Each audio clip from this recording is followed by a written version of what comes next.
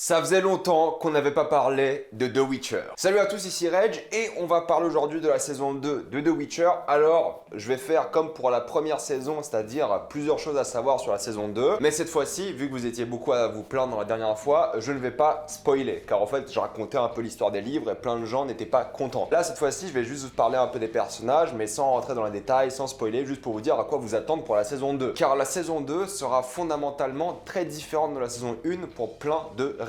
Donc même si vous ne connaissez pas The Witcher, vous pouvez regarder cette vidéo. Alors évidemment, il y aura des spoilers de la saison 1 de The Witcher. Pas beaucoup, mais voilà, il y a certaines choses que je ne peux pas évoquer sans parler de la saison 1. Alors pourquoi je fais cette vidéo? C'est que officiellement, le tournage de la saison 2 s'est achevé cette semaine et ça faisait longtemps qu'ils étaient en train de tourner. Ils ont tourné pendant plus de 137 jours sur une période d'un an, un an et demi. Évidemment, il y a eu plein de problèmes. Le Covid premièrement, mais aussi Henry Cavill qui s'était blessé pendant plusieurs semaines. Tu ne peux pas filmer, c'est Henry Cavill qui a le rôle principal, enfin pas toutes les scènes évidemment. Ils ont eu plein de problèmes, ils ont arrêté le tournage 2 fois en un an et demi. Enfin bref, c'était un gros bordel, mais le tournage est enfin terminé et ils sont bien contents de l'avoir fini, j'imagine. Ils sont à fond sur les réseaux sociaux, genre enfin c'est terminé. Donc voilà, la saison 2 va arriver, on l'espère cette année. Je pense pas que ça sortira cet été. Moi je vois plus comme la première saison en fin d'année ou Halloween. Ça dépend quand sortira la saison 4 de Stranger Things. Si elle sort cette année, je pense qu'il y aura The Witcher, Stranger Things, pas trop d'écart entre les deux. Moi je vise bien Stranger Things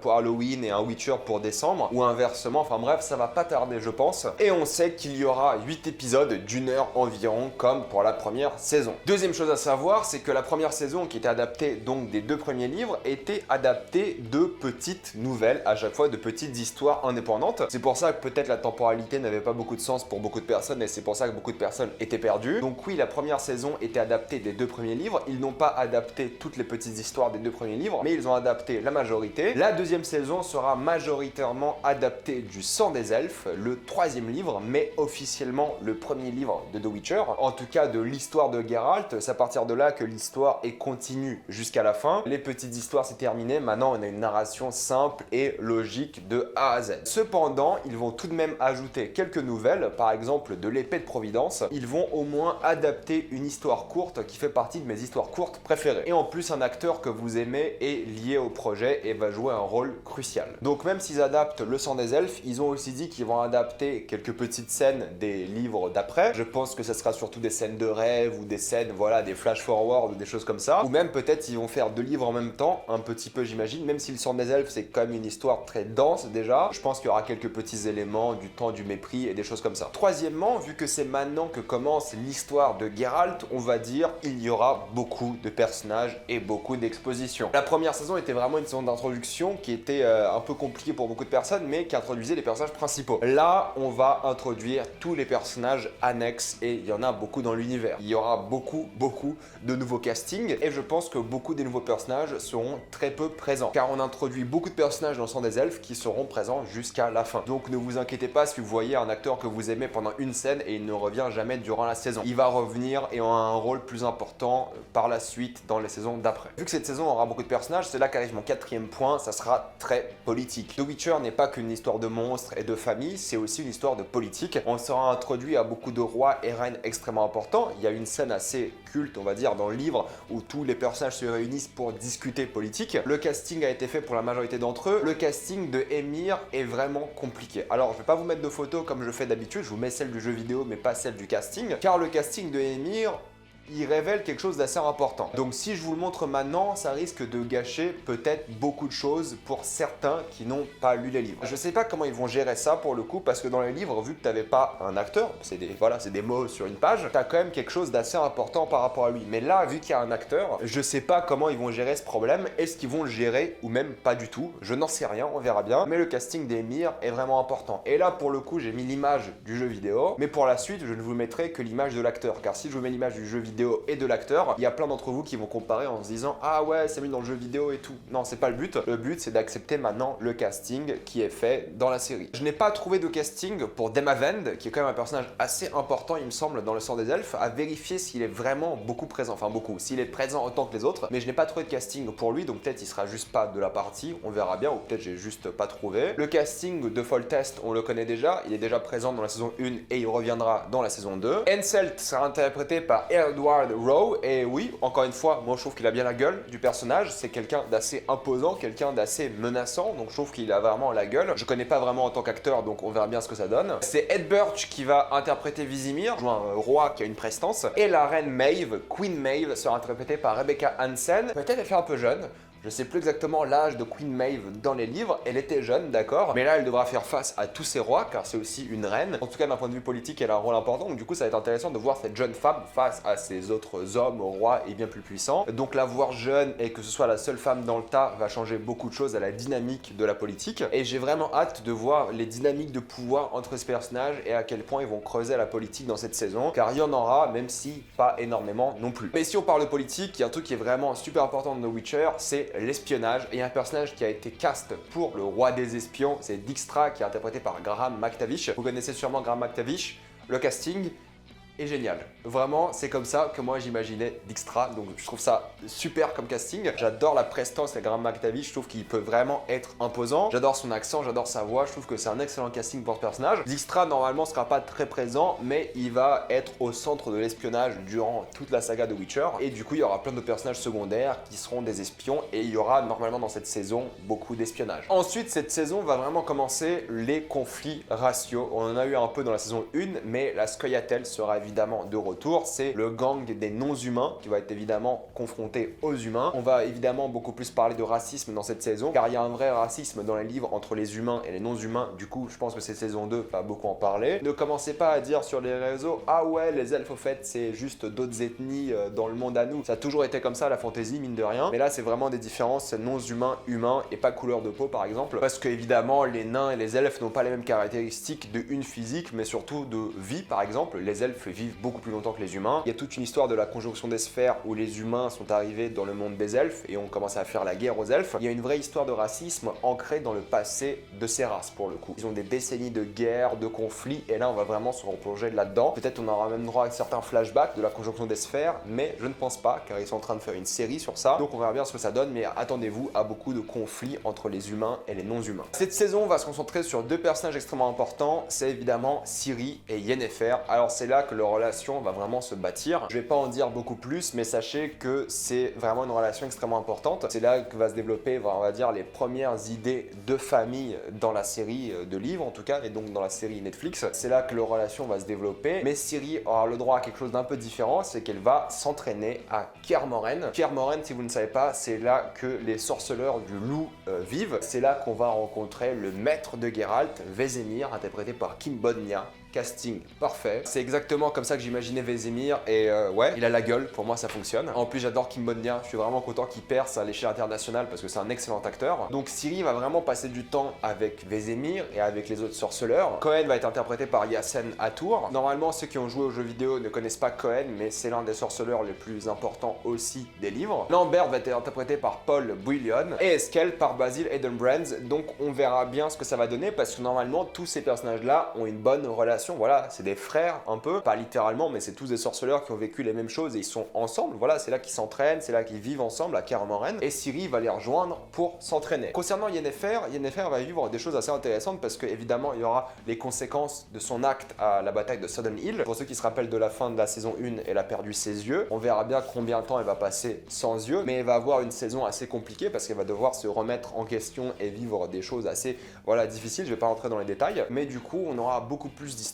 concernant les sorcières. Triss va aussi avoir une place importante, surtout à Kaer Morhen, où normalement elle sera présente, et c'est là aussi que Triss va devenir une sorte de grande sœur pour Ciri. Il y a plein d'histoires intéressantes sur le fait de vivre sa puberté entourée de sorceleurs hommes quand t'es une femme, et Triss va être là pour accompagner, on va dire, Ciri dans ses problèmes de femme. Philippa Eilhart sera présente, interprétée par Cassie Clare. Bon, les sorcières seront bien plus présentes, elles auront un rôle important, mais on verra pas chacune des sorcières beaucoup. Mais sachez qu'on verra les sorcières, et je pense aussi que Tissaia, qui est quasiment pas présente dans les livres, aura une place beaucoup plus importante car on la connaît maintenant de la première saison. J'ai encore du mal avec le casting de Fringilla pour plein de raisons. Ceux qui ont lu le livre comprennent pourquoi. Ce casting, je le vois pas maintenant en y pensant. Saison 1, ça allait parce que voilà, elle avait un rôle dans Nilfgaard et des choses comme ça, mais quand tu te projettes dans ce qu'elle est censée devenir par la suite, on va dire, ce qu'elle est censée vivre, je le vois pas du tout. Honnêtement, je le vois pas. J'ai du mal avec ce casting. Peut-être je suis de mauvaise foi, j'en sais rien, mais je le vois pas. Istred sera de retour, ce qui est assez étrange, car Istred, dans les livres, tu le vois une fois,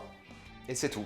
Voilà, on n'en parle plus jamais, donc je pense peut-être que ça sera sa dernière saison, j'en sais rien. Mais dans les livres, c'est vrai qu'il est présent une fois, il est présent dans un chapitre, si je dis pas de bêtises, et c'est tout. Istred déjà était beaucoup plus présent dans la saison 1 que dans l'intégralité des livres, et là il est de retour pour la saison 2. Je ne sais pas pourquoi, peut-être juste pour clore un peu cette histoire. Il y a quand même une histoire à voir entre Geralt et Istred qui est assez drôle et intéressante dans les livres et qui moi m'a beaucoup plu, qu'on n'a pas vraiment eu dans la saison 1, donc j'espère qu'on l'aura dans la saison 2 et qu'on va conclure son arc narratif parce qu'il sert à rien en vrai. Dans les livres en tout cas il sert à rien. Bill Gifford sera lui beaucoup plus présent, j'aime beaucoup le casting, voilà je trouve que c'est vraiment un bon casting et j'ai hâte de voir un peu ce que va devenir ce personnage car on avait beaucoup de doutes sur lui dans la saison 1 mais là c'est un personnage extrêmement important sans rentrer dans les détails, c'est un personnage iconique des livres donc lui sera bien plus présent et on verra la place qu'il va prendre parce que c'est pas non plus son livre à lui, on verra s'il vient plus tard ou pas, ça dépend comment il adapte, mais il sera présent et c'est à partir de là qu'ils vont adapter de prochains livres, je pense. Mais alors, où interviennent les autres, c'est-à-dire Jaskier? Jaskier, il a comme des histoires assez intéressantes dans le Sang des Elfes, des histoires plus basées sur la comédie qui sont intéressantes et que moi j'aime beaucoup. J'ai vraiment hâte de le revoir, mais on n'a pas de casting pour Shani.